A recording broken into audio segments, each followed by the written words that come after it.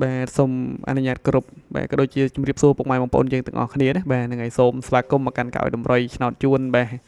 នៅថ្ងៃថ្មីបាទថ្ងៃ31ចុងខែណាបាទណាអញ្ចឹងនេះគឺជា channel ថ្មីរបស់ admin ផងដែរពុកម៉ែបងប្អូនយើងបាទកុំភ្លេចជួយចុចបាទ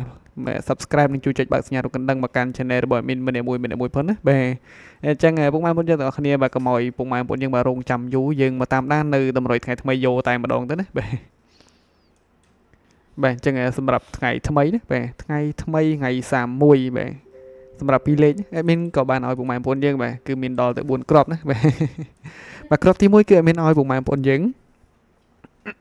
បាទលេខ72បាទ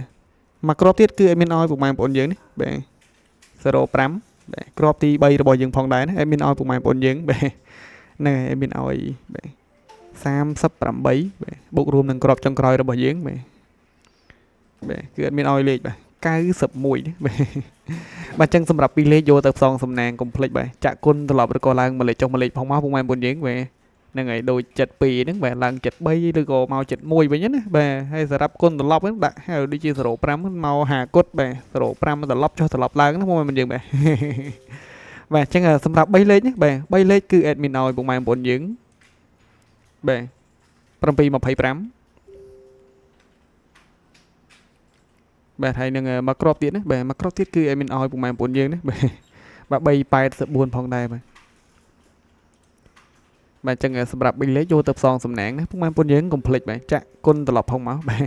ណែលេងគុណណាបាទឆ្លាស់លេខបាទឆ្លាស់លេខចុះឆ្លាស់លេខឡើងបាទកុំលេងត្រង់ពេកណាពុកម៉ែបងប្អូនយើងបាទត្រង់ពេកប្រយ័ត្នបេះមួយលេខក៏ស្ដាយដែរណាបាទណែជាមួយនឹងលេខអូសរបស់យើងចុងក្រោយណាadmin ឲ្យពុកម៉ែបងប្អូនយើងបាទគឺលេងនៅខ្ទង់បាទ30បាទមកគ្រាប់ទៀតគឺ admin ឲ្យពុកម៉ែបងប្អូនយើងបាទលេងនៅខ្ទង់7ផងដែរណាបាទណែលេងនៅខ្ទង់7ណាពុកម៉ែបងប្អូនយើងបាទ37បាទអញ្ចឹងឆ្លាញ់ខ្ទង់មួយណាអូខ្ទង់មួយហ្នឹងទៅបាទ admin ឲ្យបាទសម្រាប់ម៉ោង4និងម៉ោង6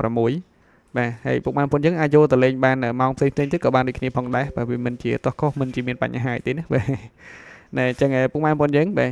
admin ក៏សូមជូនពរដល់ពុកម៉ែបងប្អូនយើងទាំងអស់គ្នាដែលបានយកលេខពីបាទ channel របស់ admin យកទៅផ្សងណាបាទ admin ក៏សូមជូនពរឲ្យហេងៗមកចូលចំទាំងអស់គ្នាតែម្ដងណាបាទហើយជាចុងក្រោយក៏ជូនពរដល់ពុកម៉ែបងប្អូនយើងបាទក៏សូមឲ្យ